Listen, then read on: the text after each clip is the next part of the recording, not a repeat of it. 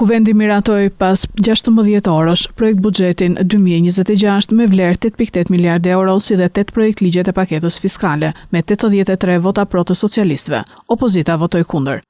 Buxheti prej 8.8 miliardë eurosh do të jetë në dispozicion të institucioneve për shërbime shëndetësore, paga, skemat e mbështetjes të familjeve në nevojë, pensione, arsim, punësim, bujqësi, transport rrugor, drejtësinë e deri tek shpenzimet për sigurinë në kuadër të detyrimeve ndaj NATO-s. Sa i përket ndryshimeve në ligjin aktual të TVSH-s, rikthehet kompensimi në bujqësi. Për çdo faturë që fermerët do të marrin nga grumbulluesit kur ju shesin produktin, do të kompensohen me 10% të vlerës së saj. Përveç indeksimit vjetor të pensioneve, parashikohet një fond shtesë me mbështetje të përkohshme për pensionistët me të ardhurat të ulta, me synim ruajtjen e fuqisë blerëse në kushtet e rritjes së çmimeve. Në kuadër të reformës së pensioneve, qeveria synon të rrisë ndjeshëm nivelet aktuale. Projekt buxheti 2026 parashikon gjithashtu rritje të pagave në sektor të ndryshëm të administratës publike. Paga minimale do të rritet me 10.000 lek, duke arritur në 50.000 lek nga 1 janari 2026, një masë nga e cila pritet të përfitojnë rreth 308.000 të punësuar në sektorin publik dhe privat.